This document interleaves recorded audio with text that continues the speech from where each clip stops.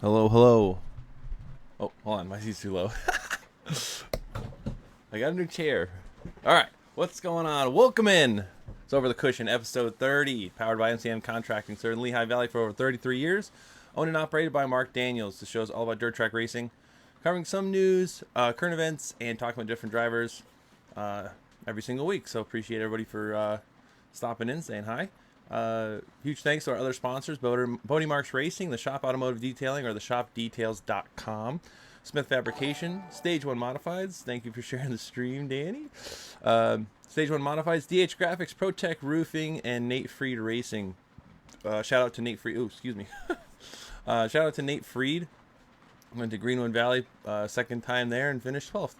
Avoided all the heavy wrecks and, getting some good seat time. Can't wait to see what he does for the rest of the season, for sure. So, welcome in everybody. Let me get Kyle in here. Thank you for sharing the stream. Really appreciate it.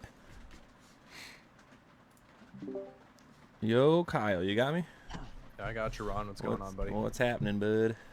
Not much. I am cold. I am wet. I am ready for some sunshine. Wow, me too. You don't say. I don't know if you can hear it, but like the room I'm in, it's just like, it's like a like an additions type thing on the front of the house. So it's like the rain is very loud. No, we can't hear it, fortunately. Good thing I have a decent microphone, I guess. But yeah, and my voice is a little weird because of my allergies. So yeah, I'm all stuffed up, but it sounds super cool. Like I got that smooth voice now.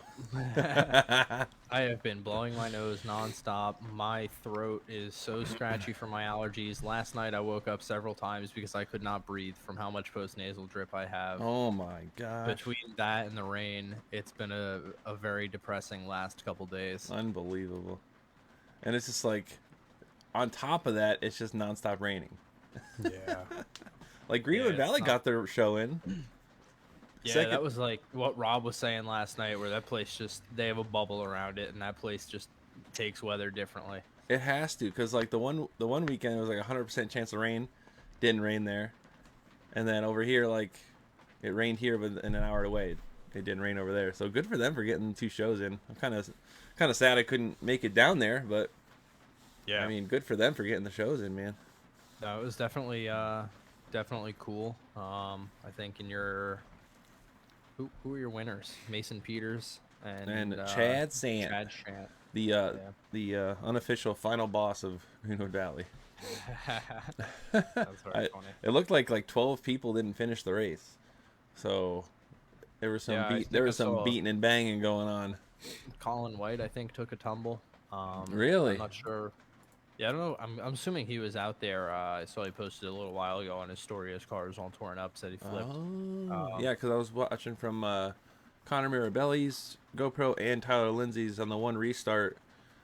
2 cars in front of them, like 2 rows up, like just hit the wall. They just on the start, they just ran right in the wall, and then just Donaldson wrecked. I think he ripped the Jacob's ladder out of the car.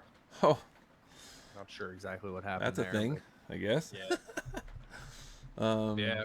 But hey, Nate Freed, he missed the wrecks. He was running good. Talking to his dad, he said he was up to like 8th, I think, 8th or 9th. I mean, but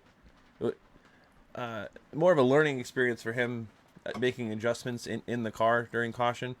And I think that came back to bite him a little bit. But again, you have to learn and you have to fail to succeed later and be like, okay, I shouldn't do that next time. Yeah, for sure. It takes a while to adjust to. But still running pretty good for his like 3rd time in a 600. Yeah, for sure. And we had a poll the other day on our Instagram asking people who their favorite guests were, and Nate was a big favorite. I think he was the only person that had multiple votes. We did have we did have people put up probably about 10 or 15 different people, but Nate Freed had a bunch. So. Good. That was cool to see. So he was definitely a favorite, and I'm looking forward to maybe having him back on the podcast after this season's over to talk a little bit about his micro experience this year. For sure. Cool. If we do that Instagram thing again, I think our guest tonight might get a couple votes. Yeah, I would think so too. He's pretty popular, but In the world of racing, I don't think much really going on. Probably like stuff like Midwest type racing, like all the late models and stuff are probably rolling in sprint cars. But Alex Bowman breaks his back. Oh, is that what happened to him? Yeah, he flipped in a sprint car and broke his back. I don't know where he was running, but that's why he's out now for, I think they said 3 weeks at least. But that's it's unfortunate. But hey, if you're driving these cars to the limit, there's always that risk you got to take, man. Yeah, for sure. Even it could have happened in a NASCAR race too. It's not like it's any different. Even a couple of years ago, Larson down in Australia or New Zealand took a bad tumble and was really messed up. Yeah, I remember that. That was a lot of flips. Bad. Both eyes filled with blood. Yeah, trying to race. That was crazy. I don't know, man. I'll stay on the other side of the lens. You know, if I drive anything, I'm gonna get the pure stock going. I'll go to Big Diamond and try to get her done. I like it down there. It looks pretty nice. I was actually down there like last week. That's a big track. It's big. I don't remember if I've been there ever. I probably have, but I don't remember because I was too little. But that's a big track. They got a lot of power lines. Not a big fan of the power lines. Yeah. I try to fly the drone around there. I'm like, I better keep her high. Because That's funny. Yeah, I bet that's a pain. Natasha's saying that they think it was the High Limits race at I-34. High Limits is the new series. Oh, yeah. That's definitely a big deal. That's what Brad Sweet and Brad Sweet and Larson put together? Yeah, Brad Sweet and Larson's. Yep. I think Larson was there too. Cool deal. Yeah. Yep. For sure. I mean, that sucks for Bowman. It's like, what do you want to race these other races and get more experience, and it's almost been proven at this point, if you run dirt, you're kind of better in the other cars. But I don't know. It's like you're employed by Hendricks, you know? It's like, yeah, I guess to see what Hendrick puts out, and if they say something to keep their drivers from doing this, it's like it probably wouldn't be a problem if it was just one or the other, but having two back to back like that. Well, Chase's wasn't because he was racing. He was just yeah. Unfortunate snowboarding accident, but I guess that's the same thing. Unfortunate racing accident.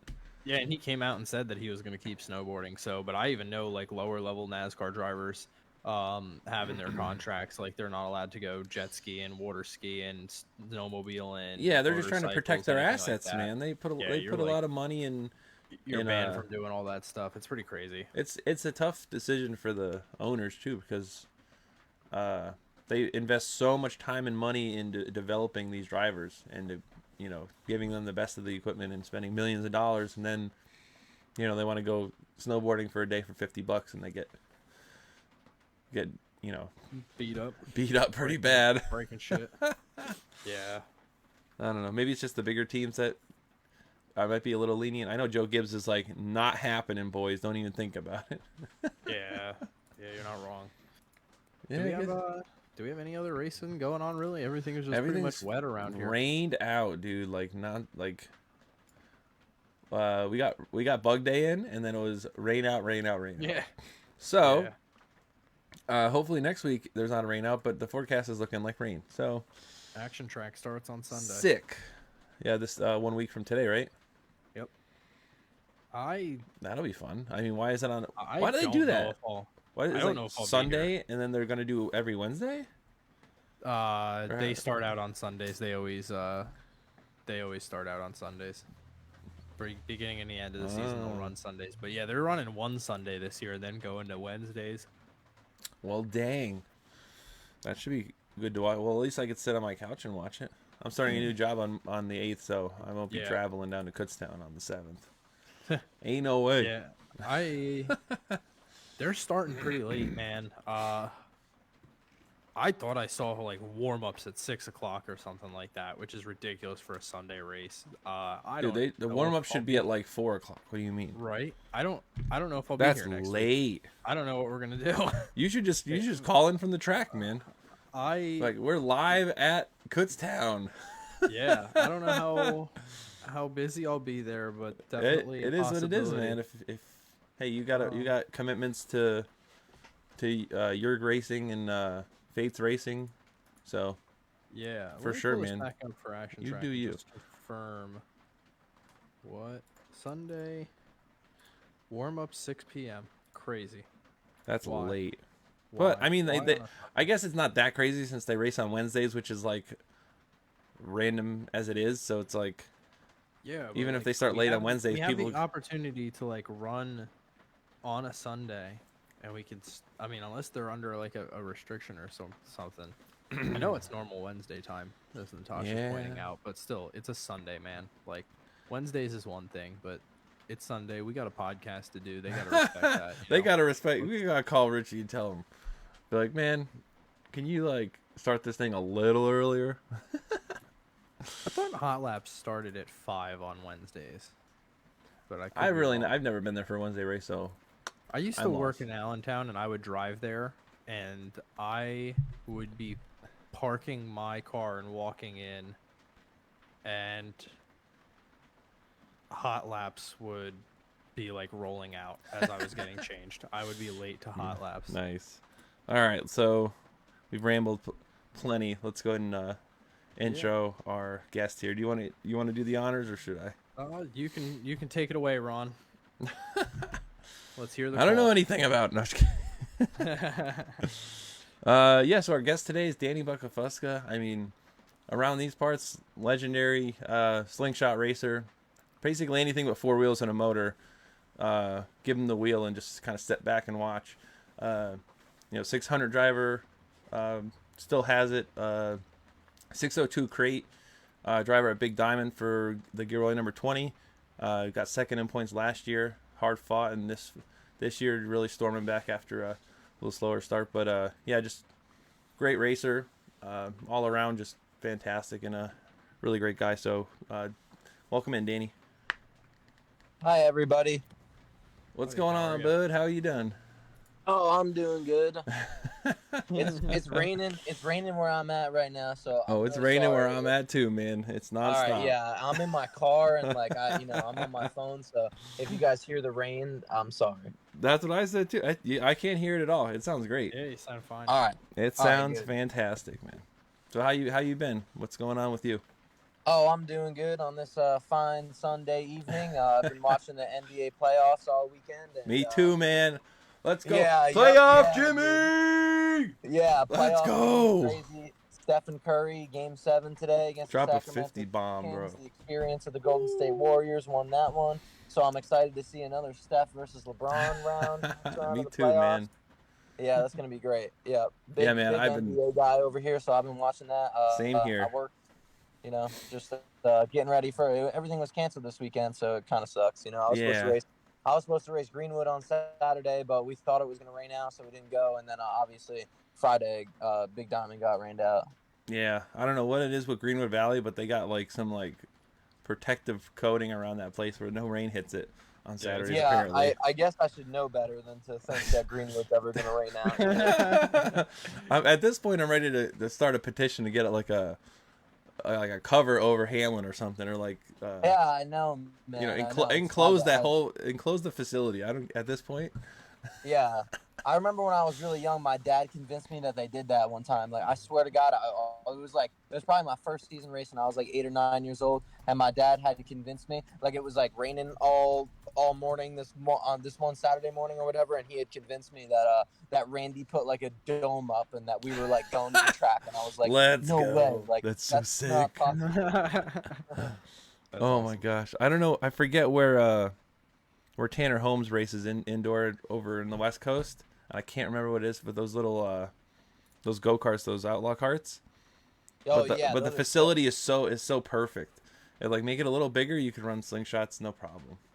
Those are cool. I'm actually surprised that outlaw carts haven't become a more popular thing around here. I guess around here everybody just goes quarter midget racing and spends $25,000 on that.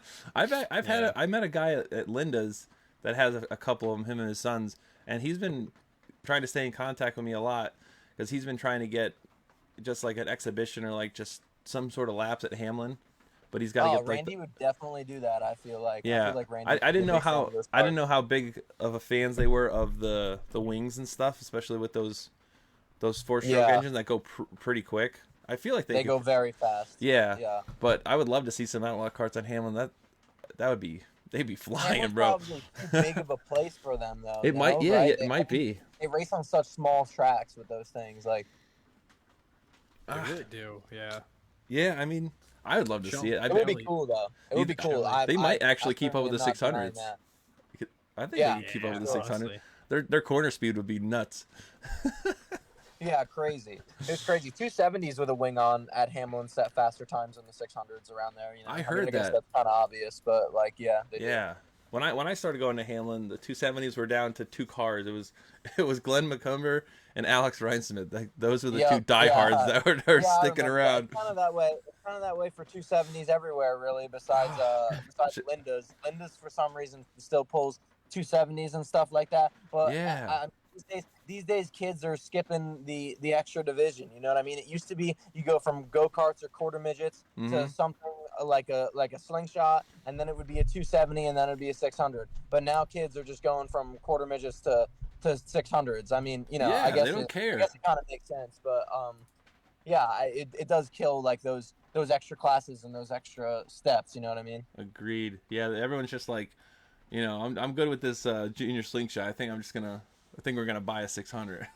Yeah, yeah, exactly. Yeah, Like- it's not even something smaller than that, like a quarter midget. There's been tons of people that went from quarter midgets straight to 600s. You know? I think Nolfi went from a quarter midget to. Did he? I don't Yeah, even lots of actually, I good don't even guys. think he ran a Joey- quarter midget. I think they just got a 600. Joey Mancia, Yep. Steven Snyder did that too. So you know, I mean, I guess it's a proven It's a track thing. record of success thus far in some ways. Yes, sir. Especially Steven Snyder. That boy can drive.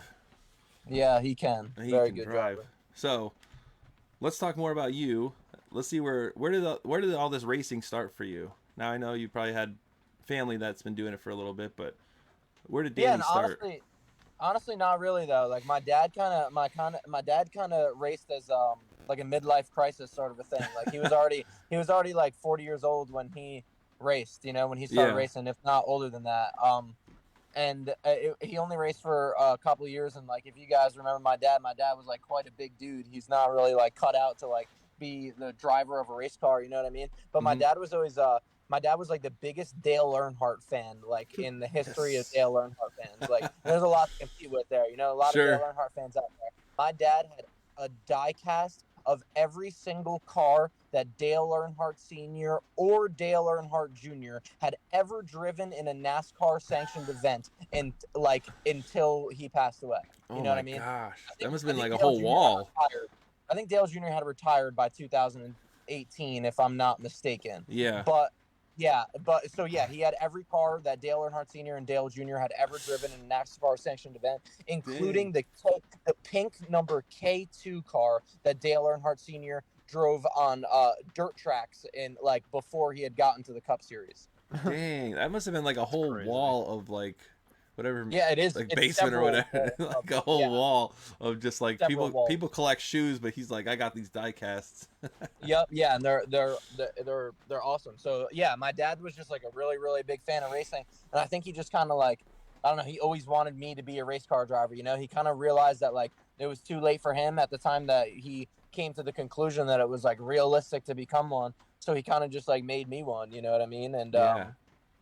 and I just started in Hamlin in 2008 in a junior champ cart. That's what I started in. So. Oh, that was when they were like a go-kart track, right? Yeah, so it was go-karts during the day, and then at nighttime it was the big cars. Dang, they should bring that back. Yeah, I don't know how many pretty people would right? drive They kind up. of still do that at Greenwood Valley. They have that Yeah. same thing going on at Greenwood. Like during the day it's go-karts, and then at nighttime like the big cars show up. That'd be sweet. Or like we should do like a 2-night event or something. Yeah. That'd be sweet. So yeah, so you started in champ carts, and then would you go right from champ carts up to junior slingers? Yep, yeah. So I raced in champ carts the last probably like 8 to 10 races of the 2008 season, and then I had my first full year in champ carts in 2009, and then I went to a junior slingshot in 2010, and that was like the best season of racing I've ever had, and so I kept it going. You know what I mean? I Yeah, went to I mean, all-star slingshots, and then I convinced my dad to get a 600 instead of a Sportsman, and I became a 600 driver. And then through the success that I've had, I guess, in slingshots and 600s, I became a sportsman driver as well. So You're just climbing that ladder, man, for sure. yeah, I guess so. I'm good where I'm at, though. I don't need to climb any further. Yeah, but like you've talked about it, or at least to me, about your junior slingshot, I guess tenure, and how it was arguably the best Yeah, of all dude, time. I'd argue it was. Can I argue that it Yeah, was the best? yeah, let's do it, man. Okay, all right. I just feel like statistically it was Sure. the best, you know. Okay, Yep. so my average finish, I'm a big stat guy, right? Sure. I'm a big stat guy, like in my conversations, even about like things not related to racing, like basketball. I'm a big like history yeah. wizard, big like I got a lot of fun facts that I can. You're like the Nick Wright of racing. Yeah, sure. Yeah, exactly. He's like the stat guy. I got a lot of numbers and facts I can rattle off the top of my head. So like with racing, I've always been like a tentative of my stats. I really Sure. try to like I try to keep like my stats every year. I like know how many wins that I have in my career, which is something that's like I've realized Really? is not very popular. Yeah, like the average person doesn't, because the average person races quarter midgets now, so they race like 6 times in a day and win 4 races and they have 4 wins. It's like that's kind of cheating. You know what I mean? Yeah. I race like 1 day a week for so long. Like I have 67 wins right now. But okay, so my junior slingshot season, I won 23 out of 36 races that I competed in. My average finish was a 1.9, and the only time I finished outside of the top 3 was 2 times in which I got spun out and I finished 8th both times. And Holy. and I won driver of the year, and I set the track record at Hamlin, Borgers, Oakland Valley, and Wyalusing Valley. So same year. I put that up. Jeez. I put that up against anybody. And I had 13 wins out of 20 races at Hamlin, and I closed the season with 13 wins in a row at combined tracks of Hamlin, Oakland Valley, Wyalusing, and Accord. That's crazy. That is absolutely unbelievable. Didn't you say Tobias wouldn't even let you run the junior anymore? It was like it wasn't even fair. My dad wanted me. It was actually Randy. My dad wanted me to run juniors another year because I was 10 years old at that time. Yeah. And it wasn't cool. It wasn't cool at that time for little kids to like be in bigger divisions. Like there's a lot of like for the likes of people like Tanner Van Doren or like little Paulie Hartwig. Yeah. These really young kids that are like succeeding in high levels of racing, like in a way, to a lesser degree, of course, because I don't want to compare myself to anybody else, but I feel like I was kind of the first person to do that because I was 10 years old when I moved up into all-star slingshots. And at that time, I mean, it sounds stupid to say now because now everybody in all-star slingshots is 10, 11, 12, 13 years old. But I was I was the youngest. I was by far the youngest. The next youngest person in the field was probably 20 years old at that time. Yeah, you said it was like early, like late, what was it, like 2010 or 2009? Yeah, so 2011 is when I moved up to All-Star Slingshots. 2010 was my junior year, and my dad wanted to keep me in juniors for another year because he thought that I just like wasn't old enough to move up to All-Stars,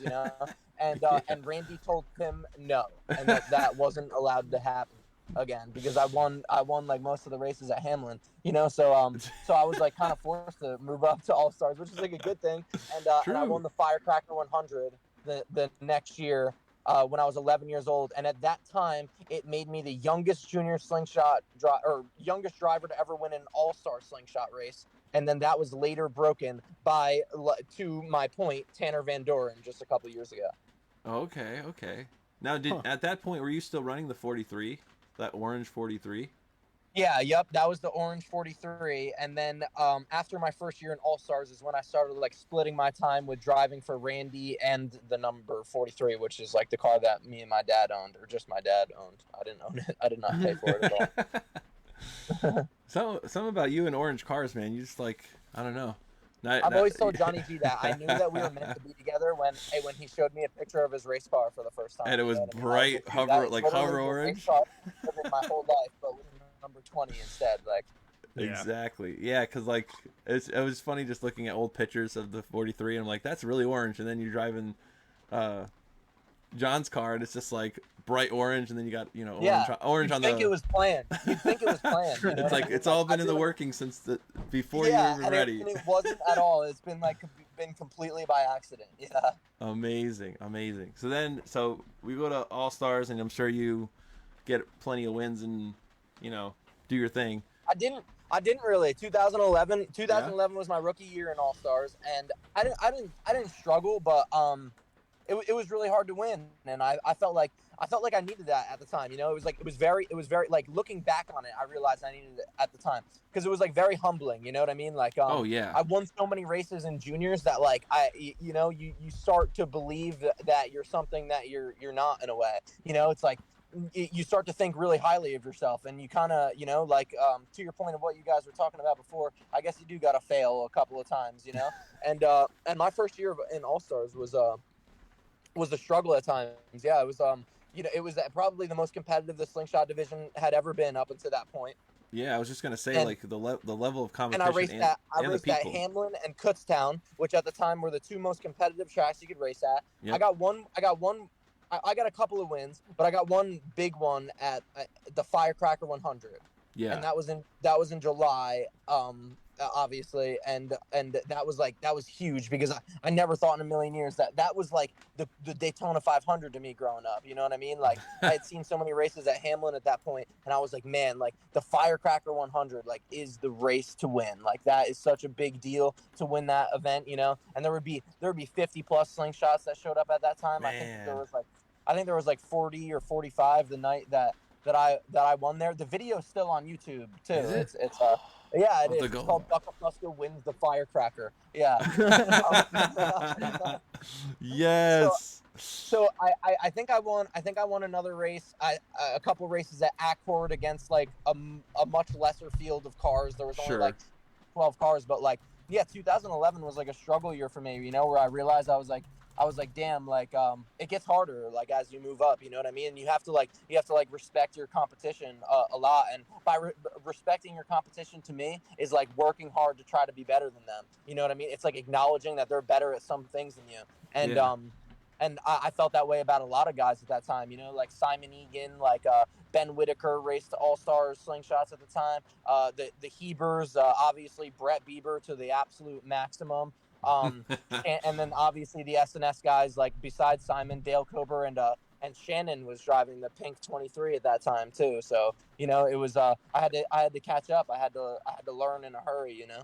Yeah, there's a lot of competition. Even as you know, the years went by, I mean, you've raced against some stout competition, and it's not only just like on the track. I mean, you have to keep up with these guys in the garage too. I mean, yeah, I think you raced. Did you race against like Yankowski and some other, you know, bigger modified? I raced against Yankowski a ton. I raced against Tyler Dipple my junior slingshot year, the year that I won all those races. The second best guy at Hamlin and the other tracks that I raced at was Tyler Dipple, and Tyler Dipple ended up being in NASCAR, and I always thought that was kind of ass backwards, man. I was like, man, I beat that kid every weekend, and now he's in NASCAR. Like yo man, let me take a trip.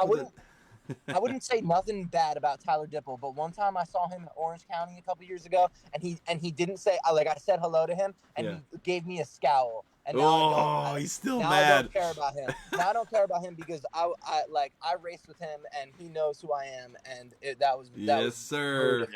Yeah. Oh my gosh, that's great. Oh. I hold grudges. You know what I mean? That's you got to get that competitive edge, man, for sure. Yeah, that's true. That's for sure. You got to have that competitive edge. I don't know if you could see the screen, but I found that video you were just talking about. And this is the Buccafusca wins. This is like 11 some years ago, but like 4x3. Look at how many cars are lined up here, Kyle. Kyle can see. Yeah. I don't know, Danny, you I've probably started- won't be Yeah, able to. I can't really see. I can't really see because I'm on my phone. But yeah, I've started the Firecracker in like 39th before. yeah, yep. Like Did they just start everyone on that? a couple of specific years race? they did. They started didn't that year. The Okay. year that I won, I don't believe they did. I think there's about 24 cars out there. Another driver that's out there in that, Looks like there's in that more than video, 24. Another driver that's out there in that video is Colin White. Colin White's towards the end of that video too, Yeah. Oh, I got that in a copy. slingshot. And Collins obviously went on to have a lot of Oh success. yeah, seriously. Yeah, just it's cool to see how different the track looks. How, you know, the everything. 1, 2, 3, 4, 5, 6, 7, 8, 9, 10. Yeah, there's a lot of cars though. There's like probably 30 some cars. Yeah. Yep, Oh my it was gosh, tough. it's so many. It was And tough and one. stands are packed, man. I'm trying to work my butt off to get more people like I know we've been rained out for 3 weeks, but like I'm trying to put in the extra effort this year because I really want to get this place packed again, man. I think if you ask me, I think Hamlin's coming back around, man. I think everybody's getting sick of the elsewhere places that they left Hamlin for in the first place. You know what I mean? I feel like that they're coming back around to like coming back down to earth in a sense. You know, I feel like that the general consensus of Hamlin right now is that like, yeah, we want to start going back there. Like this place has this problem, this place has that problem. You know what I mean? And so I hope so too. You know how I feel. Like I want to see as many people at Hamlin as humanly possible, as much as possible. You know. Agreed. Yeah, just watching like clips of this video. You're overtaking the 55 on the outside, just like. Yeah, that was Simon. Them. That was Simon. Yeah, that was Simon. They're... That was Simon. And my dad in Victory Lane told me to go up to Simon and say, "How does it feel to get beat by a kid that still believes in Santa Claus?" And I went over there and I said that to him. And I think Simon didn't like me for like 2 weeks, man. Good, get in his head, man. You'd probably beat him every week after that. Yeah, for real. Simon's always been like my hero too, man. That's Simon, great, like, man. As I look back on my life, dude, like you know, there are a few people that have like inspired me outside of Simon that aren't named LeBron James. You know what I mean? Like it's Simon's like one of the greatest people I've ever met in my life, and anybody that really knows me knows that like he was like definitely my hero growing up. Really? So yeah, I just to make that night even more poetic, like I passed, you know what I mean? For my first win in All Stars, I passed like the guy I've looked up to my whole life, which is dope. And he married Shannon, right? Yep, yeah, they're married. Dude. I wonder how Randy feels. Like he's like, I'm gonna bring this driver, and he's really good, and then all of a sudden they're like dating and stuff. Like, I think Randy loves it. Really? Because there's probably only one person that loves Simon more than Shannon, and it's Randy. Man, Randy loves Simon. Simon was like you know, everything Randy's ever wanted out of like a worker and a driver, you know. Simon jumped in anything, never complained. Simon was the hardest working individual I'd ever seen in my life, and that's like, you know, why I am inspired by him. And he also treats Shannon how every man in the world should treat any woman that they love. Like that. Fantastic. That was like such a prime example to me of like what love should look like at like a young age, you know. Oh, that's amazing. Dude, I think we need to have like a throwback race. We need to get these guys in cars again. I'm sure. Yeah, I bet they can still tear it up, bro. No, Ryan's Simon just raced. Simon just drove a race car in Atlantic City for the first time in like 3 years and got second. Yeah. Oh, I thought I saw that name. Holy cow. Yeah, yep. Simon drove a random race car that they had at SNS, like, and finished second. I watched Simon finish second in a Speed Weeks race at Action Track USA at the absolute height of it. It was the first year that it was Action Track USA, right? Serious? So there was like 75 600s there every year. I watched him finish second in a 1998 Hyper. Gosh. It required 3 people to get him into the car because we had to shove his knees down under the dashboard because he didn't fit in it. Oh my. So super uncomfortable and still wheels the hell out of it. Yeah, and super outdated in every sense of the word. It also had a stock motor. Everybody says that they have a stock motor that they just pulled off the bike, but everybody knows that that's not really true. That is some bullshit. I literally watched Simon pull it out of a bike and put it in the car. Like, you know what I mean? I know. Yeah, everyone's like, I found it under my bench. Yeah, bullshit, man. Yeah, exactly. Even you found it attached to a dyno. You know, at 600 exactly. cc it has some like name brand on the side of it. Like, yeah, right.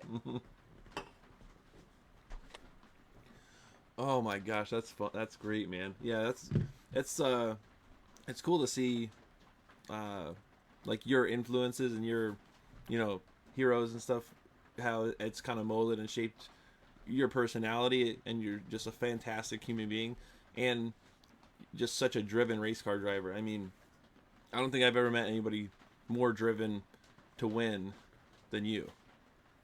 I try to push myself to be that, man, even on the days that I don't feel that. You know, I say the things that I say about racing and like and say and describe my motivation out loud because like that to me is like manifestation, because there's plenty of days where I don't feel like that. There's plenty of days where I'm just like tired of it. You know what I mean? That's what happens in racing. Like, you know, you have a bad night and you don't want to do it the next day. Like, you know, I feel that way just as much as everybody else. But people like Simon and people like my dad and stuff, like, they always just inspired me. So, my dad always told me like anybody can work hard after a good day.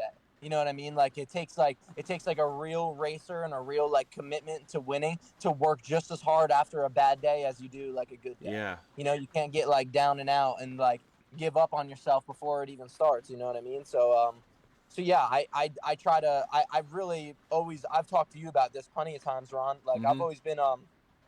I've always been really interested in like the craft of racing. Like not even the physical like setup of the cars. It's not even about that. It's like what I can do as a driver when I'm on the track all by myself, like it's just me in the car. Yeah. What can I do as a driver to have like to be at like peak performance at all times, So I like really practice and experiment with those things, and I feel like it's respecting the sport to work hard at being good at it, you know what I mean? So, and by respecting the sport, hopefully you get respect from it in return, So I try to I try to work out. I try to do my iRacing. I try to research, watch film. I try to just make it kind of an art form, like in the same way that a basketball player would do, or a football player or a baseball player would do about their sports, Yeah, because it's more than just work at the garage and race. There's a whole mental aspect to it of like keeping your cool, controlling your breathing. Like the mental aspect is probably the most underrated part of racing, I think, because most people are just like, oh, you're just turning left, or you had a really good car, you have more money than somebody else or something. But like there's that whole human aspect of racing and how you manage your emotions in a car, especially in those heightened times when you're like driving as fast as you can. Maybe someone hits you or something, and make sure you don't like lose your cool immediately, and you can maybe gather yourself back up. I mean, like what you were saying with it's easier to go to work hard when you have a good day the day before, as opposed to having a bad day. It's kind of like just like you were talking about the NBA playoffs. I mean, LeBron had a pretty bad game 5, and he was game 6 he was in the gym in the stadium at like 2 p.m. to work out before everyone else. Yeah, you know what I mean? Exactly. Like he's like I'm here to win and work harder than everybody else.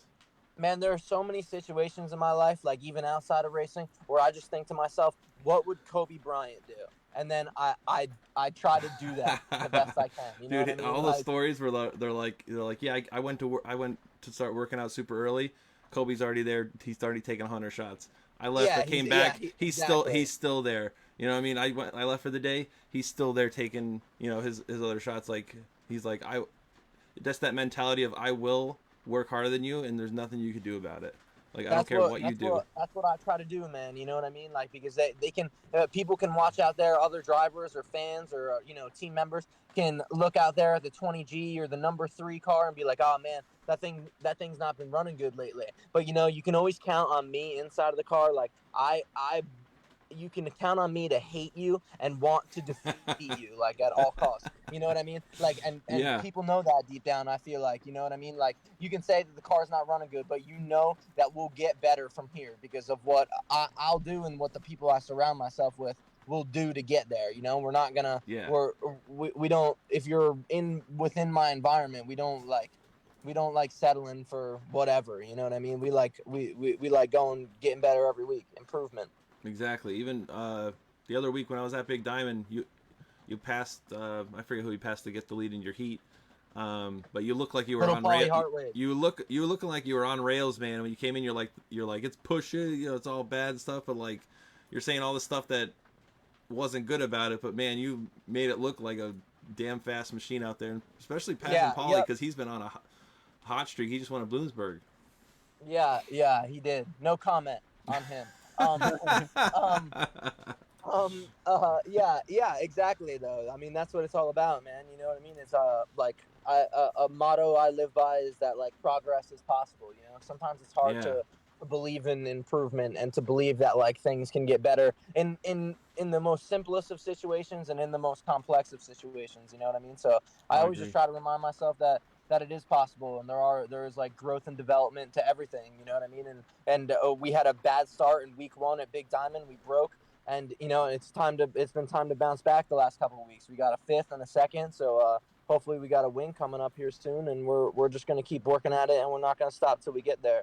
yeah, just keep rolling with it, man. And yeah, that's the hard part, man. If you start off slow, like you even talked, I think last year at Bloomsburg, I was able to talk to Mike Mahaney, and he's, beginning of his season didn't start the way he wanted to, but he's like, oh, we just keep putting our heads down and just keep doing the same, not the same stuff, but like you keep to your routine and, don't get discouraged by a couple bad weeks, because once you race as long as, you guys have, you and Kyle, I mean, you guys race long enough where a couple bad nights isn't really the end of the world. Like, it feels like the end of the world, though. It feels like it, but like you get like I go to Penn Camp with my uncle, and we race against like Michael Shane, who's been racing, gosh, forever, right?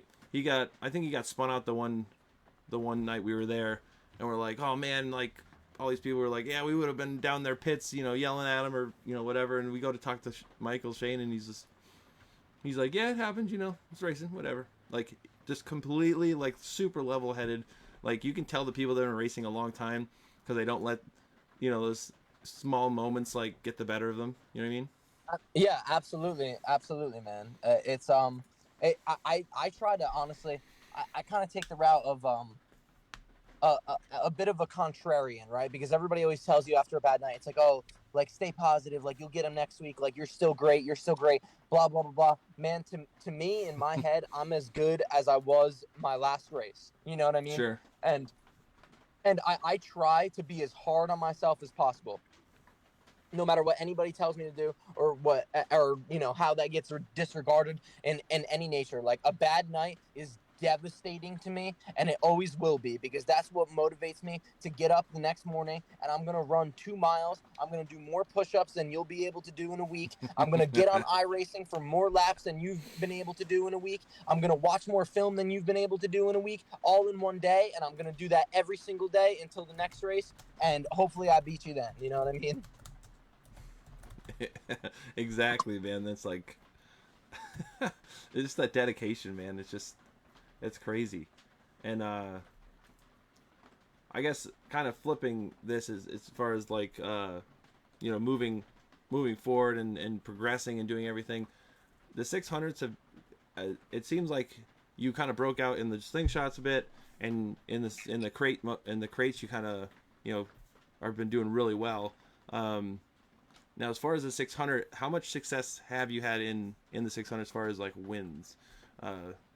Like what's the, I guess the I've always been extremely consistent in a 600. The 600 has been specifically hard for me since my dad passed away. Obviously, that was the car that me and my dad owned together, and it's like what he financially backed and everything like that. It's what he worked on. It's like that was all him. You know what I mean? And so when he passed away, it's been hard getting back to the point that I was at before. So before my dad passed away, I felt like I was one of the most consistent 600 drivers, and I was definitely on the rise. And you got to think, like, to our point before, I was also at that time one of the youngest drivers driving a 600 out there. Everybody else was older than me. Now everybody else has caught up to me or is younger than me. But at that time, I was still one of the youngest guys. I started driving the 600 when I was 14 years old, and that was like unheard of at that time. I won the rookie championship at Hamlin. I don't really consider any win that you get in the rookie division to be like, a real win. A win, but yeah. I did win a bunch of races in the rookie division at Hamlin, but I finished fourth in the points at Kutztown one year, which I was like extremely proud of in the 600. I've had countless top fives and stuff. I have 4 or 5 wins at Hamlin, and I have obviously my big win at Kutztown, which came after my dad passed away. Which to me, that win at Kutztown, I mean, like y'all can say what you want, but there's not a lot of people that have won at Action Track USA. You know what I mean? Yeah. When you look at the list of people that have won 600 races at Action Track USA, it's a short list. It really is. And I'm one of them, right? So I mean, like I feel like winning at Kutztown, if you win against that field of cars, no matter the circumstance, like that's got to solidify you to some extent as like as somebody that is capable of winning a really big 600 race. So yeah. over the last 2 years, I've had some. We've just had so many issues with the car or whatever with the 600 with that I run with Greg Stevens now and stuff. But every time that we haven't had an issue, we've ran great. We've ran inside of the top 10 at Kutztown. We've almost won races at Shellhammers. We've run really well at Greenwood. We've run really well pretty much everywhere that we went. We ran really well in the indoor race just a couple months ago. And so yeah, I mean, I feel like just with some consistency, and if I can just get a couple races in a row without some bad luck, like I'll be right back where I'm at. I feel as comfortable as I ever have in the 600, and people who know me know that the 600 was always my dream. Mm-hmm. That's always what I wanted to do growing up. You know what I mean? So like that's the thing that like that I measure myself by. You know, I can win as many races as I want in anything, but if I'm not succeeding in the 600, I'm not as good as a race car driver as I want to be. So that's my goal. And you know, I feel like we're headed towards having a really good year in the 600, hopefully. And I'd like for people to think of me as much of a 600 driver as they think about me as a crate sportsman driver. You know I had a really good year at Big Diamond last year, but I really want to be in the mix of names in the 600s as well that you can look at as a threat to win. And I do believe with all my heart and soul, and genuinely do believe that, like, you know, I'm capable of that, and I've been proving that for the last 2 years, for as long as we've had enough luck to get through the race. You know what I mean? Yeah. So now, is the 600 still the family owned car that Greg Stevens works on? Yeah, so it's like, yeah, I own it, and you know, me and my amazing, beautiful sponsors and my amazing, beautiful mom, we financially back it, and I work on the car with Greg Stevens, who is, I'm so grateful. I've said it so many times, so I don't even want to restate myself. But like I've said it so many times, Greg and his family, the Stevens family, has been like so incredible to me, and has like done things for me that I could never imagine that I deserve. You know what I mean? Like they've completely taken me in. I never thought in a million years I'd be able to like get the situation that I'm in right now with the Stevens family to be able to keep driving a 600. You know, I thought I was going to have to sell that. And you know, and Greg has just taught me so much. He's made a bit of a mechanic out of me.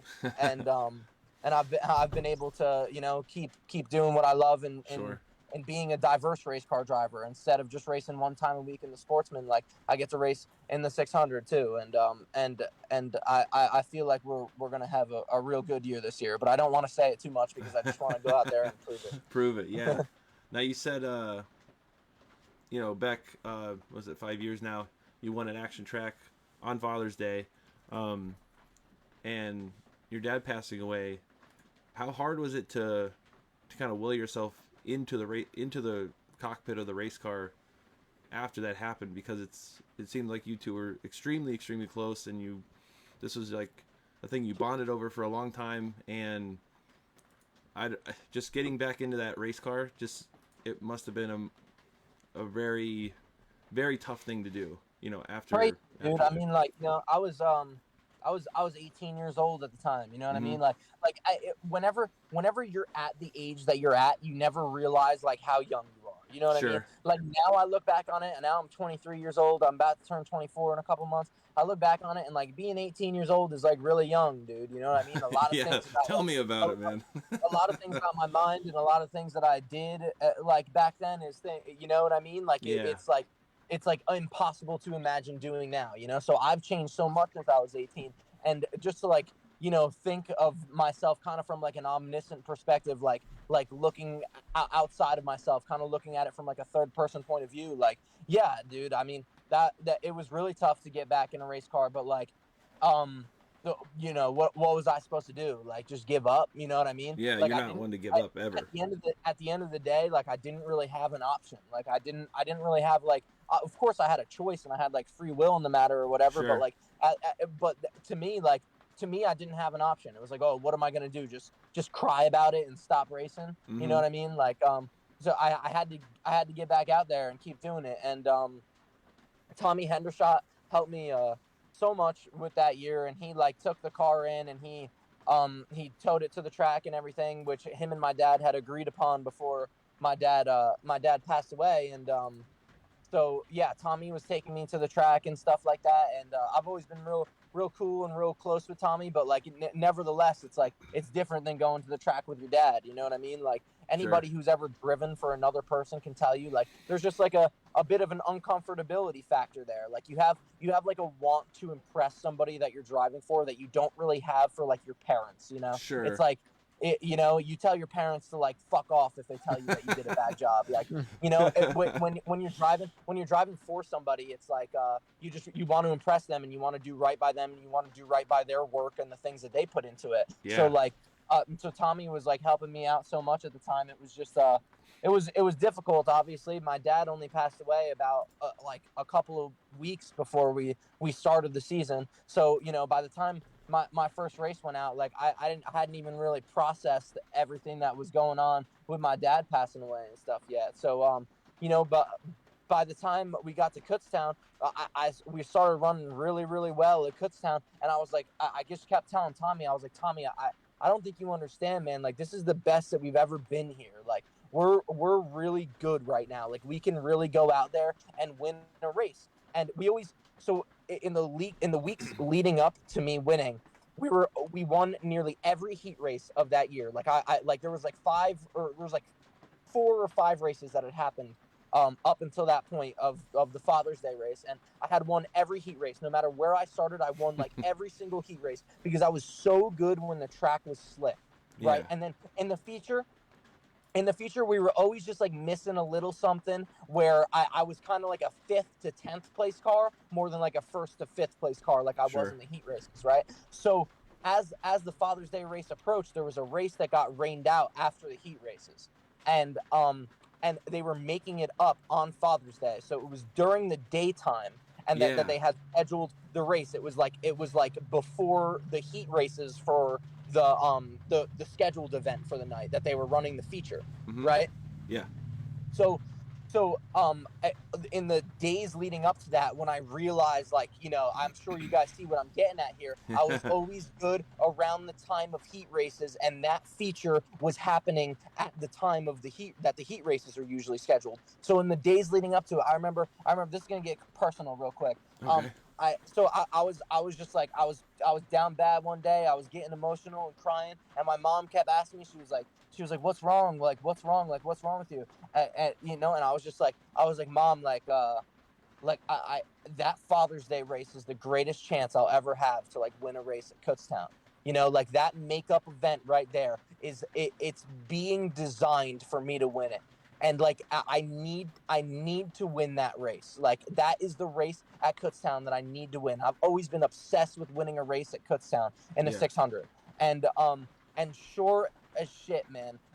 As soon as that feature started, I was a rocket ship around the bottom. I mean, you know, and I eventually drove to the front and grabbed the win, and you know, that's the kind of shit that makes you believe in God, man. You know what I mean? Seriously. It's weird. It's weird. Like you know, plenty of people out there don't believe in a higher power or are pretty agnostic about their views of a higher power, like, oh, it could be anything, sort of a thing. You know what I mean? Like that those kind of moments make you feel like there's something intentional out there, like there's something that was focusing on me that day, you know, because I had such a weird feeling in the days leading up to that race, and told my mom that I was going to, and that I needed to win that race. And obviously it being on Father's Day, like a month after my dad passed away, like yeah, that was the biggest win of my career. I'm sure anybody that is a fan of me or a friend of me or likes me at all would say that as well. I think that race is like drawn the most attention to me. And yeah, I mean, I got to talk to Tim Clausen coming out of that race. Like I got to talk to some really Dominic Selzy. Like I got to talk to some really big name people. And I knew I was going to win when I came off the track in practice. And Cassidy Kreitz had texted me and said, my dad's watching right now. He says you're going to win. And I was like, all right, yeah, now I know for a fact that I'm going to go out there and I'm spanking ass, or I'm driving the car straight home. Man, and it's just like everything fell together, and like probably the most legendary interview at like of all of Action Track, I would assume. It's got over 40,000 views. If anyone's watching, go to the Action Track USA Facebook page, and you can find it there. And it's extremely emotional, but it just man, what a moment, what a race car moment for like for you, for the community, your family. I mean, it's like such a Such a racer moment, seriously, bro. it really And I is. didn't. It's monumentous. I mean, I was crying watching it today, man. I'm telling you, it's well now that I'm like a dad now and stuff, like things hit me differently. You know what I mean? Yeah, Different shows absolutely. or experiences and stuff. It's like it's really strange. Um, Yeah, for sure, dude. And I'm sure you know what I mean when I say like it's those kind of moments that like make you believe in something out there that's like really intentional, you know? And yeah, yeah, dude, that I mean that interview was just like I couldn't I didn't have room to be anything else besides like as honest as I could be. I always think that the funniest part about that interview is that you could tell that I'm like trying so hard to like be politically like correct and to like say the right just things like about the not race, and cursing constantly. I just can't do it. Like I just like give up on it at some point. Like I'm like, man, I don't think you guys understand. Like this is like a really big moment, and it was so funny because literally 5 minutes after that, I went back out for my heat race for the rest of the night. Like, you know what I mean? For the scheduled event of the night. So I didn't even process everything that happened until like Yeah, I was on my way home, you know? I was on my man, way home that night and I was like, damn, man, like we won that that was my shit. number one goal in life, like growing up. But for so long was my number one goal in life was to like win a 600 race at Kutztown.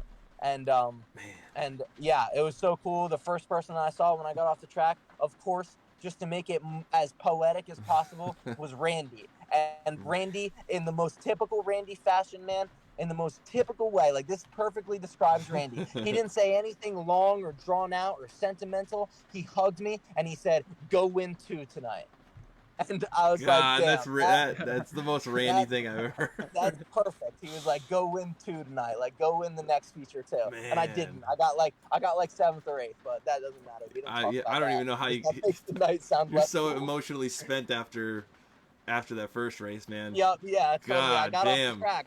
I got off the track and I told Tommy, I was like, "Man, I'm sorry. I wish we were better in that one." And he was like, "Dude, I don't think you realize what you did tonight. Like, it's totally fine that you didn't win that one You probably too." inspired so many young kids to start racing or like I don't I feel like the amount of people that have seen it and stuff and just like it's got to be like somebody's inspired by that, you know. Well, I hope so, dude. You know what I mean? I Like, think so. I mean, I'm inspired by it. Like I'm just like oh, I'm going to get a inspirations car. inspirations to me are like so sentimental to me. You know, there's such like inspiring people in the racing world for me that have become like such close like family to me. You know, like Yeah. Simon and Randy and people like Tommy Hendershot and Greg Stevens who have like went so far out of their way to help me. You know what I mean? Like that feels like passing it along to me. Like those are the people that like have inspired me so much, and I love passing that on. I'm sure everybody can see that. Like I really like talking to little kids at the racetrack about their technique and their skill and trying to like support the young ones and support the people that nobody else is really supporting or nobody else is really aware of at the Yep. time. You know, I try to go out of my way for people the same way that so many people have went out of their way for me to make sure that like that I'm good and that I'm feeling good and that I'm feeling confident and that to make sure that, you know, I feel like I got somebody that believes in me, you know? And that's Yeah. why I try to take my ego out of things when I'm talking about like younger kids in racing or like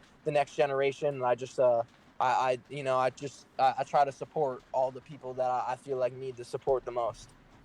That's awesome. And it's funny you say that because the night I was at Big Diamond, I was filming a video for Mackenzie Smith, and after a feature, it didn't go the way that she wanted it. She drove a little bit different. She's still getting used to the car and stuff. But Yeah. the one thing she said to her mom, she's like, "I did the thing Danny told me, and it worked." You know what I mean? Just that small whatever. I don't know what you guys talked about or whatever, but she made it a point to mention to her mom that she took your advice and it worked on the track. You know what I mean? Yeah, So like dude, just those absolutely. small moments like are so big, you know what I mean? In just like Yeah. a weird It's the vacuum. littlest things, man. It's the littlest things people say to you. You know what I mean? Like, there's been so many quotable things that like drivers have said to me before, like you know, and it's those kind of things that stick with you. Like growing up, you never listen to your parents. You know what I mean? So Yep. for all these young drivers, like their parents probably tell them the exact same thing that I'm telling them. You know what I mean? But like you need to hear it from like somebody else. Like you need to hear it from like an outside source to like confirm that that's what you need to do. Yeah, you know? or like you'll take something so strong to heart that someone told you and they don't even remember telling it to you because it was just like them just talking about racing or like something in passing, and then that thing clicked and you're like, I'm a magnet to that specific thing, and that's gonna drive me to be better. Yeah. Than like, well, I didn't even realize I was just shooting the shit with you and just talking For about real, racing. yeah. Yeah, precisely, dude. That's exactly what it is, and I that's been given to me so much throughout my racing career. That's like the one part of racing that I genuinely feel like spoiled in. Like I have been spoiled with so many knowledgeable people that have believed in me and helped me out. Yeah. And so I try to be a knowledgeable person that believes in other people and helps them out. And I hope if there's anything that anybody that is like inspired by me per se to any extent, I hope that they can be inspired to do the same thing as they grow older or whatever. You know what I mean? Is to pass that down to the next person, because that's what it's all about, bro. Like, Yep, helping out the younger generation. Hopefully they have the same, like, not the same values, but like you instill the good parts of racing and not like some of the bad parts, I guess, or like the stuff that we don't really care to see too much nowadays. I mean, but yeah, it is exactly. what it is. Where's Kyle at? Kyle hasn't spoken. I know he's probably like sitting there. I'm still here. I'm just taking it all in. This is the okay, same. Kyle, this Kyle, is what I happened. I want you to ask me questions now, Kyle. Kyle, you got questions. Kyle's got to ask questions. This is the same thing that happened with Tanner Holmes was on here. I was like super giddy, and I was like, I'm gonna ask all these questions and like talk to him the whole time. And I was like, I literally messaged Kyle like 15 minutes ago. I was like, you got anything? I'm like, I'm hogging this shit. No, yeah, it's all good. I want to hear Kyle's voice. I haven't heard him in a while. Kyle's been racing you a long time, at least in the slingshots, and a long time. Yeah, so like, go ahead, Kyle. Whatever you know. Me and Kyle have a funny story with each other, actually. Kyle, can I tell it? I think you know what I'm getting. I don't know what He you're doesn't going know. at. Just say it. He doesn't Okay, know. He don't know. Hear it. So I hope Midge listens to this. Chris Kurtz Jr. I hope he listens to this at some point. Okay, so we were in. I forget if it was in. I think it was in Albany, right, Kyle? Yeah. I think he remembers now. It was in Albany. It was in Albany, right? And Midge wrecked Kyle, and I was right behind Midge. So as Kyle spun out, the car that he saw was me, right? So when we got off the track, right, I was pissed at somebody else because of that race not going my way, and Kyle comes up to me. He's like, dude, we just started getting into it. He told me that I wrecked him. I was like, dude, I swear to God, I didn't wreck you. Like, I know everybody says this when they, like, you come up to them and tell them that, like, you wrecked them. But, like, that wasn't me, man. And then Kyle was like, well, then who was it? And Midge is, like, one of my best friends. So, like, I didn't want to rat him out. So then I even looked worse because I was like, I'm not saying anything. I don't know. Like... Dude, I was so pissed because I think that was the second race. The race before that, I went into that like either in second or leading the indoor championship. And the night before, the caution came out and I lifted, and I got wrecked under yellow. And they sent me to the back and they said, "Well, you stopped on the track." And I told Danny Salmons, the next time I get spun under yellow, I'm not lifting and I'm full throttling whoever's coming head on at me. And then you can sort that out. And then I just walked away. It was the dumbest thing ever. But yeah, I went into that like, dude, it was just that whole weekend stuff. That was always mad funny to me. That was always a great story. I love telling people because the funniest part about it is when you said, you were like, well, then who did it? And I was like, dude, I don't know. I don't know anything. And then... Yeah, and then I ended up. It was me and Midge didn't even go at it. My parents started yelling at his parents, and that was a whole nother thing. And Oh my God! No, that had to be the first day, and then the second day I got wrecked under caution. I think it was the first day. Yeah, it had to be because I came in the next day, and I think I went over to Midge, and I'm just like, "Yo, we good?" And he's like, "Yeah, man, parents suck," and then walked away. And like him and I've been just chill. Like that's probably exactly what he said too. Midge is funny, man. Midge is a great guy. Midge is getting back into racing this year. I'm happy to see that. Is he? Yeah, that'll be cool. I saw him in the 600 show. Yeah, he's in a 600. He's in a 600. Mark 600. Yeah. Didn't he like help Ryan with the big cars for a while? Yeah, traveled around with him, everything during That's the All crazy. Star tour when the All Star Circuit of Champions first got bought out by Tony Stewart and started becoming like a pretty big thing. Dang. Because Ryan, like, Pretty cool. he's been. I mean, I've seen him contest for wins against like Larson and stuff. So like, he's no slouch. Oh God, no! Ryan Smith is the best micro sprint driver that's ever existed. I'd probably put him up against anybody. He's the best micro sprint driver that's ever existed. I've seen him win tons of 305 and 360 races. He's a World of Outlaws winner. He's like if there was like a Hall of Fame for Pennsylvania racing, he'd be first or second ballot for sure. Yeah, because I've seen old videos of him in the 600, and he's like passing people at Hamlin like they're standing still. Like, yeah, I've never seen anybody pass that many people that quickly. Ryan's different, man. Ryan is one of the best race car drivers. It still is. Is one of the best race car drivers I've ever seen in my life. How do we get him back in a 600 at Hamlin just for one night? I don't think he'd ever get back in a 600 though. I don't know. Really? I feel like he's kind of beyond that now. You know, once you start driving sprint cars and stuff, nobody wants to mess around. Wouldn't with it be fun though, just like anymore? I feel like he's driving a go-kart probably. Yeah, I would assume so for sure. We should have like a throw. We should like try to schedule like a throwback night. All like past champions can come and race. That would be dope. That'd be dope. Because that'd be cool. Because I mean, Ryan Smith, when they had the Trenton Indoor race, the dirt race, he raced in that. I mean, that was kind of a special race. He did that a couple years ago. He did pretty well too. He was right, that's a special race, but let's get him in a slingshot for the 100. Yeah, that'd be cool. We should just like fill a bunch of cars and just have all these like as famous people as we can just like hop in them. Kyle, what's your favorite race between me and you, man?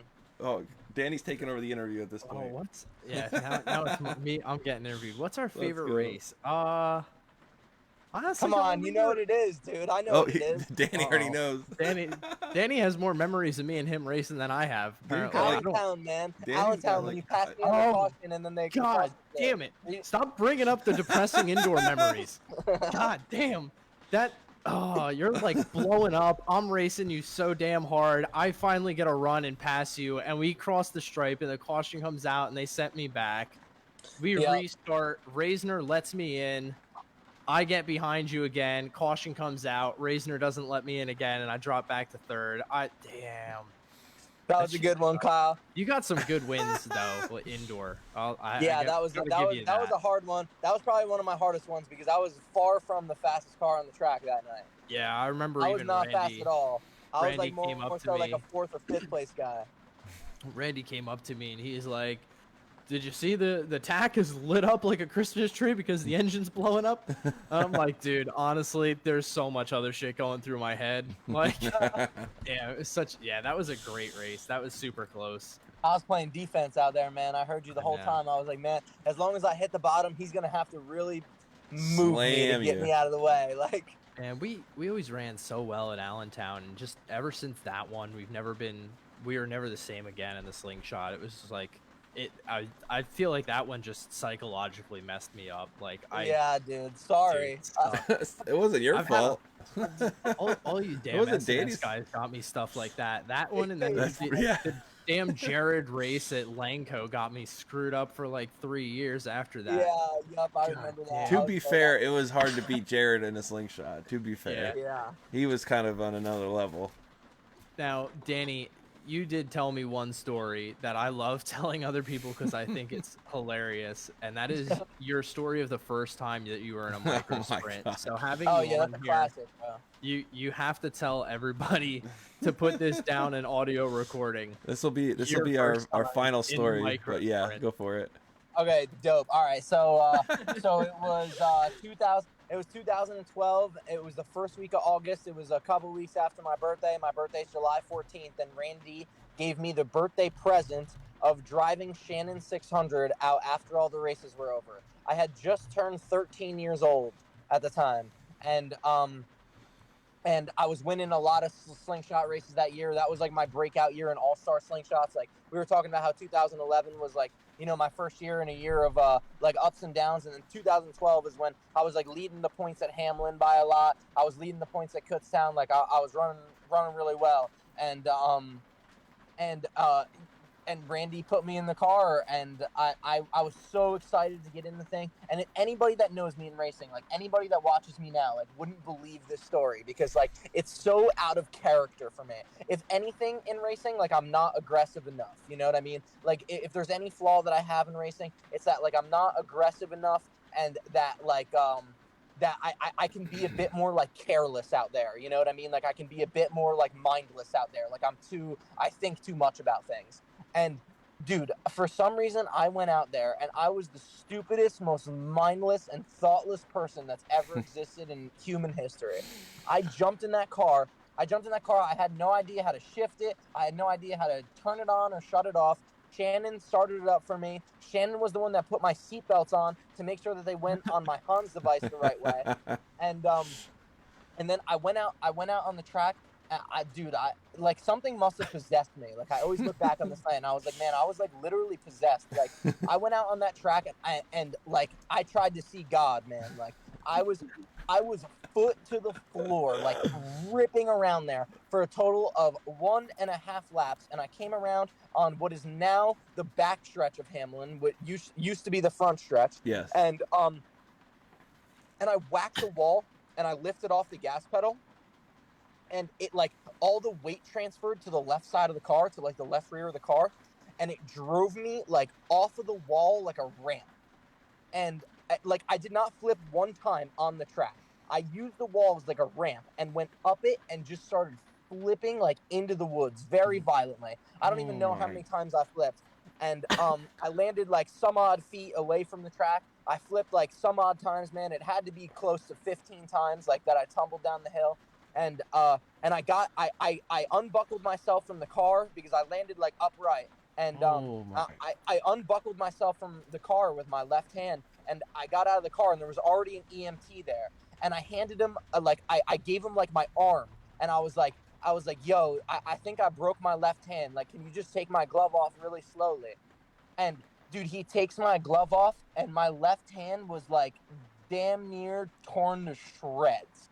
Like it was way more than broken. Both it was my middle finger, my ring finger, and my pinky finger that were like torn to pieces. My gosh. And they called it the term for it at the hospital that they used later that night was degloved, because like my skin literally just like pulled off of my hand like it was like clothing. You know? Yeah, so I saw everything in my hand. Like, I mean, bone, my nerves, my muscles. Like, that's a crazy thing for a 13-year-old to see, you know? You don't even entertain the thought of dying until, like, you're, like, 20 years old. You know what I mean? Like, I was 13 years old. I was looking at my hand, and I was like, man, dude, like, this is the end right here. And they called, like, the hospital or whatever, and I you know, went to the hospital, and they got, The first thing they said to me upon entering the hospital, they said it would hurt less if we amputated them. And I was like, I was on so much painkillers, and my mom said I don't really remember this. At this point of the story, it's all like things that other people have told me. But my mom said that the painkillers that they put me on were making me like so mean. Like I was being so rude and like, you know, like immature. And they asked me, they said that it would hurt less if I amputated them, if they amputated them. And I looked them in the eyes and I was like, put my fucking fingers back on. Oh my God. And they had 122 stitches in 2 of my fingers, and like to this day I can't really feel them. Like they're kind of like they're deranged. They're like deformed and deranged. They don't really work properly, but you know, I'm happy to have them. What? Yeah, buddy. You ain't joking, man. So, Kyle could see Kyle could see the stream right now. I have early this year I took some drone footage, and I'm kind of guessing that what he's talking about here. I think if it plays a little bit, I have it. So there's the track. There's the back straight. So what he's saying is, I guess he came off around here and flipped down here, but I guess luckily it looks like it's pretty open. I don't know how it was. It was like going into what turn 3 is now. Yeah. Yeah, that's what we're looking at. So it looks like there's like a small set of trees, and then it's like open and flat. Not flat, but Yeah. it's clear. So like you're not. Yep. All I saw was woods. Yeah. I couldn't really like. All I saw when I got out of the car was like woods straight ahead of me. Yeah, because like, Jesus. I mean, thank God there was like it wasn't like a dense freaking forest back there, so you're not flipping and smashing into trees. I at that point, but oh my God. So what does Randy say after all this happens? Oh man, dude. Oh man. Because you probably tore that was the person. That was the person I felt the worst for, dude. I always say this. I say this in like every time I talk about Randy. I feel like I have no idea why that guy still likes me, man. Dude, I shit you not. The top 5 worst mistakes I've ever made in my life have been like at the expense of Randy Smith. Like, it's crazy. It's crazy. Like, I've just done such stupid shit that's affected him directly, and I have no idea why he like still loves me like he does, because I love him to death, and I always will. But damn, dude, I've messed up so many times right in front of him. And you probably tore that car. Was that car like it was anything salvageable on it? Yeah, it was salvageable. It raced again after that, but yeah, it was pretty banged up. God, I bet Shannon was like, "Oh my fucking God, my car!" Yeah, it was messed up. Hey, Danny! It was messed up. It was messed up, and Randy obviously like felt bad for me because it was like I got hurt and stuff like that. But I felt so bad at the time. Like I was so hard on myself. I was like, oh my God, I just like was just being like an ignorant little kid that was like so ungrateful and just went out there and wrecked somebody else's stuff. Like whether it was Randy or not, the fact that it was Randy stuff like makes it that much worse. You know what I mean? Oh man. Like, and I remember the I talked to Shannon and Simon at the track, but I didn't talk to Randy until I was back at the hospital, and my dad like put me on the phone with him, and I was just like I had so much painkillers in me at the time. I'd be surprised if I was speaking English at all. Well, I don't remember what I said, but I remember Randy just telling me, he was like, he just kept giving me the old you can replace cars, you can't replace people. We're glad you're still here. Blah blah blah blah. But yeah. You know, my punishment for that has been that it's been held over my head ever since. That's for sure. By you, right?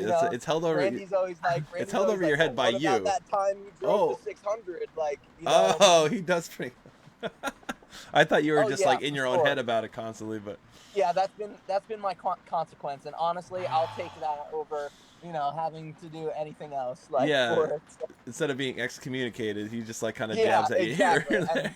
And ironically enough, the very next year is when I started racing for Randy, like full time. Like, you know, just goes to show you how great of a guy he really is. Like, well, I mean, less than a year later, I started driving for him, and we won a lot of races and championships together. So I've always thought, you know, that was it was a shitty bonding moment, but man, it made us closer for sure. Like, you know what I mean? Like it's knowing, made me feel a love and appreciation for him that like will never go away. You know what I mean? Because, like, I bet. No, he owes me a couple. He owes me one. You know what I mean? He's got a few mistakes to make on my behalf before he catches up to what I've done to him. You know? Yeah. Knowing Randy, like you getting in that crazy of an accident and then coming back next year in racing, he's probably like, yeah, I respect the shit out of this dude. Let's put him in the car, bro. Let's do this. He ain't scared. Like, I feel like after that happens, like racing's still scary and 600 racing is scary, but like I feel like nothing is gonna be like that traumatic again. I mean, maybe you're just like not scared. Like I picture of like I used to ride BMX, so like I was always scared to do stuff until like I fully committed and like tried to grind a railer or, you know, down a stair set or something. But once you fully commit one time, even if you like scuff your knee or hurt yourself, you're like, shit, that wasn't that bad. And then you get up and you just do it again. You know what I mean? Like maybe it's I don't know how similar that would be because like you flipped and like messed up your hand and stuff. But like now you're like, you know, that happened. I'm not that scared to like really run these cars pretty hard because like. Kind of, what's the worst thing that happened? And I also felt like I was kind of, so like now that's how I feel about it. Like you're definitely right about how, like I look back on that now and that's how I feel about it. But at the time I was too young to feel that. To me at the time, it was actually like, it was really traumatic and it made me like really scared of 600s. Like it was like kind of like the boogeyman that I had to confront at that time, you know? Cause like I'm like a really sensitive guy, man. Like don't let my my beard and my face fool you. You like, you know what I mean? Like I'm like a real sensitive guy, Mm-hmm. and that shit like really affected me. Like I was like I was scared, you know, like and I my next race in the 600, I was certainly not going no balls to the walls the way I drove it that time. You know what I Oh, mean? Like yeah. it took me a while to like rebuild that, to like rebuild that confidence. Like, you know, like I was so high on myself at that time, and that brought me to like lower than I ever had been. You know, so I just like it gave me a new perspective, and that's something that I have absorbed and I still like use to my advantage to this day. Is that you know, I already been through the worst thing you can go through in a Yeah. race car. You know what I mean? I already been hurt so bad that it affects you for the rest of your life. Like, you know, I got a bum hand now. Like, you know, and I guess that's just another factor of like what motivates me and what makes me like kind of look at everybody else and have a chip on my shoulder against them. Is that like, you know, these guys haven't been through what I've been through. Like, you know, they haven't done Seriously. what I've done or seen what I've seen, like via a race car, you know? Yeah, and like you like conquering that fear, like actually like confronting it and conquering it. Some people might be in your position and might never ever race a 600 at all. They might just stay in slingshots or not even race again. And you like pushing through and conquering that fear. It just goes like to show like of your career or you know your racing Mm-hmm. career. It's like that is a part in your life that molded you into the extremely hardworking and driven person because like you were able to get over that humongous mountain after you hurt yourself. Absolutely. Some And people some it people was flip and a they can't do humongous it mountain. anymore. Yeah, Oh, for sure. It was certainly a humongous mountain to get over. You know what I mean? So like, as I look back on it now, I kind of look at it in the way that you just said. Like, I kind of look at it as like, you know, it's like motivating, but like, you know, at the time, it was certainly to your point, a huge mountain to overcome for me, and it did make me scared and it made me timid. Like I've always felt like that was kind of a defining moment in my racing career. It's what shaped my style in racing because I'm not much of like a high side hustler now. You know, I'm more so like a guy that focuses on being smooth and being clean and a guy that knows the consequence of wrecking and of, you know, and yeah, doing bad shit out there. Like, definitely you more so know. than most of the younger kids that are running now because those boys are fearless, Yeah, man. well, Like, you know what I always say, and it always comes true, man. They'll have their time too. Like oh yeah, I got my shit out of the way on day one, man. You know what I mean? Like their time will come. They'll have their time where they wreck really bad and it bangs them up, and it'll make them feel the same way that, you know, my incident made me feel, and it's what defines you. You know, it's what puts you in the middle, you know, because like everything in life, the answer is usually in the middle between, you know, an extreme one way or an extreme the other, you know, yeah, and that's seriously, true for racing too. You got to be like on the balance of out of control and out of character and as reckless as possible via being too smooth and too scared and you know, too precautious. Like, so it's like everything. yeah, man. And man, this has been amazing, man. I really appreciate you coming on here and talking. I mean, we're kind of winding down now. Um, All good. yeah, no, it's no worries, man. Uh, Man, this has been a trip, man. This is unbelievable. This is probably I'm gonna say it's probably our best episode for sure. But Dope. at this point uh, in the show, we usually kind of hand it over. I mean, you've already been like, you know, controlling the whole show for the most part, but we kind of just hand the reins over to you so you can thank sponsors, people who got you where you're at. Um, you know, shout out any social media stuff that you got going on, or any plans for the future, any big Dope. specific races that you want to talk about.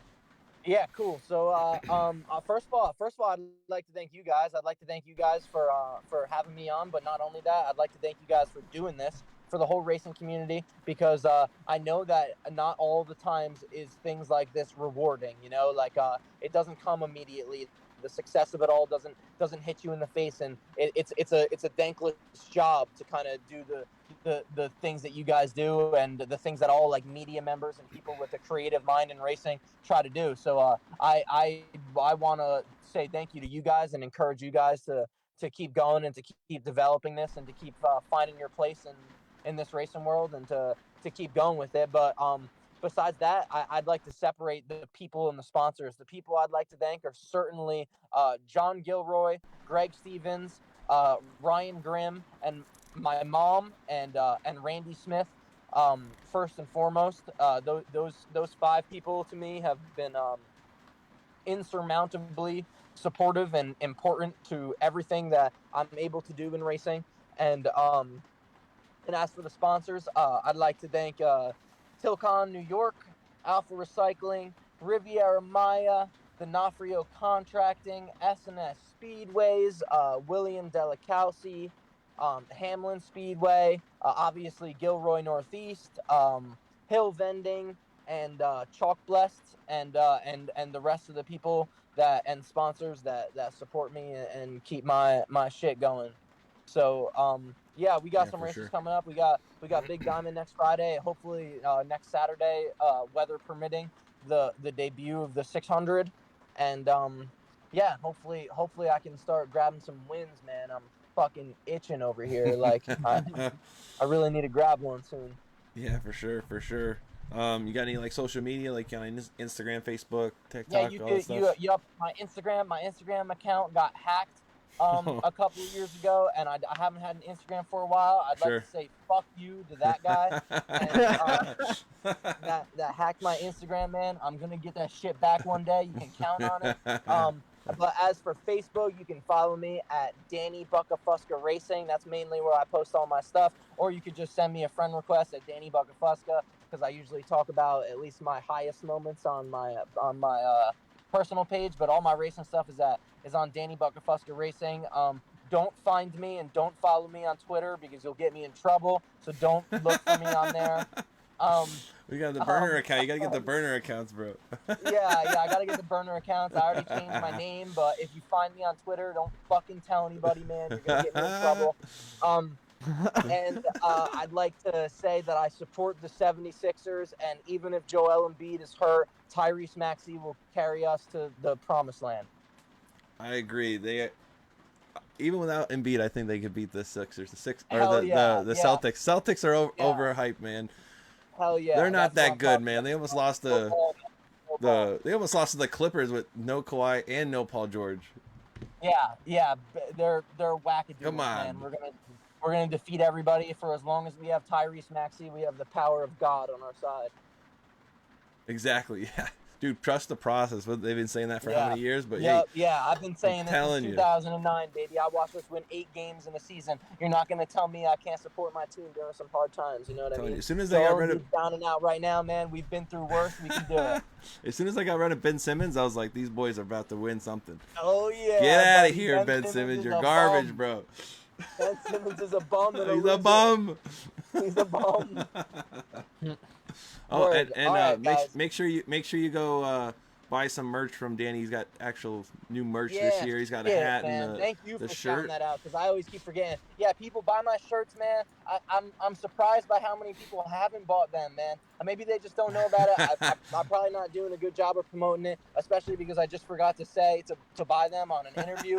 But buy my shirts, man. That's how I keep going in this shit. So yes, sir. So buy my shirts and hats, and I also have magnets too. So yeah, get some cool stuff, and I'll write you a poem if you buy a shirt. Danny is a poet.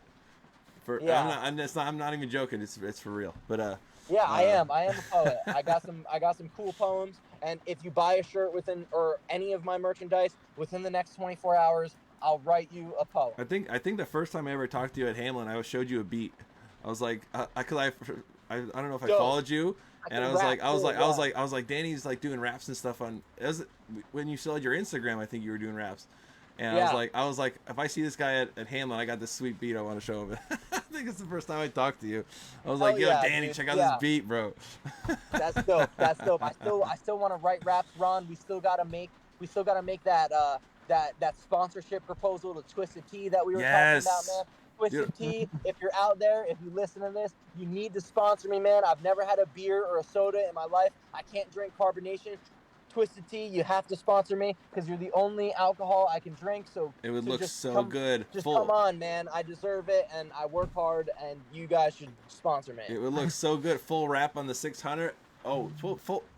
I guess we're not gonna full wrap the crate, but full wrap on the 600. Full wrap everything, man. Woo-wee!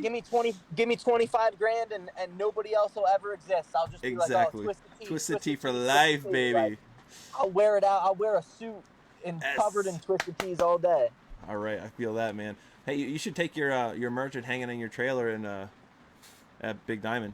Just I know. saying. I got to get better at it. I guess that's what everybody else says. It's my first time having merch, so I'm learning the ropes and shit. But yeah, buy that's that super stuff. good. Yeah, man. we'll definitely I'll definitely take you up on like a shirt or a magnet or something for sure. But yeah, man, I really appreciate you being here. It was a super great episode. It ran super long actually. I didn't even realize it was like 9:30.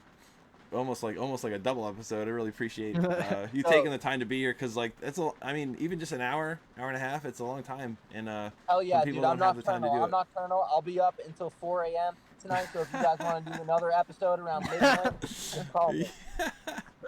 Oh man, that's awesome. Yeah, we'll Late definitely night have with you Danny back. B. We'll definitely have All you right, back dope. Yeah, for another one. I'll hold you to it too. But I'm definitely I'm gonna try to do one of these like live at the track, hopefully one time, or maybe just that'd be cool. record it at the track and then post it later. It's like I think that'd be kind of neat. I just gotta get another microphone. But yeah, man, I appreciate you being here and just like talking to us about racing. I know, man, it seems like we went through like a whole novel at this point, but man, it's just like I appreciate you so much being here because like I don't know, you're just like a mainstay. You're like your name is like Northeast. You know what I mean? Like For sure, everybody kind of dude. knows who you are.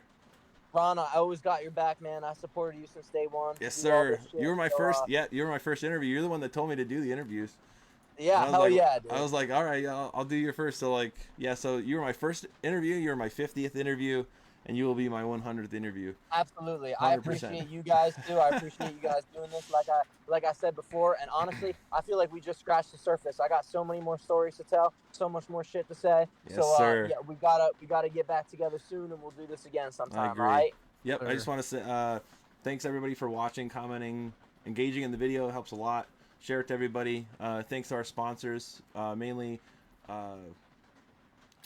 MCM Contracting. Mark Daniels is Shout out Mark Daniels. has helped out a ton for the show. Really appreciate him. Bodie Marks Racing. Bodie won at Utica Rome on Friday. His first race at Utica Rome in the junior slingshot. Just like took it down.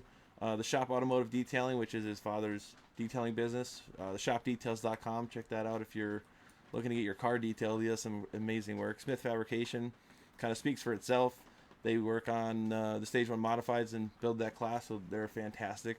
DH Graphics was able to help us out getting cool little slingshot pieces for Nate Freed to kind of commemorate the championship year he had last year. ProTech Roofing has helped out. Just like lots of conversations with him and just good inspiration. And Nate Freed Racing has helped out a bunch, and just props to him for really stepping up for his first year in a 600 and just keeping up and running really well and running really fast. At some at Greenwood Valley, it's super hard to race there, and it's only like his third time in the car. So really appreciate everybody for being on board and helping out with the show. If you want to sponsor the show or want to be a part of the team, hit me up on Facebook Messenger or email me at riptheliptv at gmail.com. But yeah, that's the show tonight. We're live every Sunday, 8 p.m. Eastern on Facebook, YouTube. Well, not YouTube right now, but Facebook, and then I think Kyle's going to work on getting them on Spotify as well. So full versions of this will be able to be shared and watched later. But I appreciate everybody hanging out. We're going to have another episode next Sunday at 8 o'clock. So stay tuned to the channel so you can see some promo material for our next guest. And yeah, appreciate everybody being here, and we'll see you next week. So everybody ya. have a good night. Yeah, see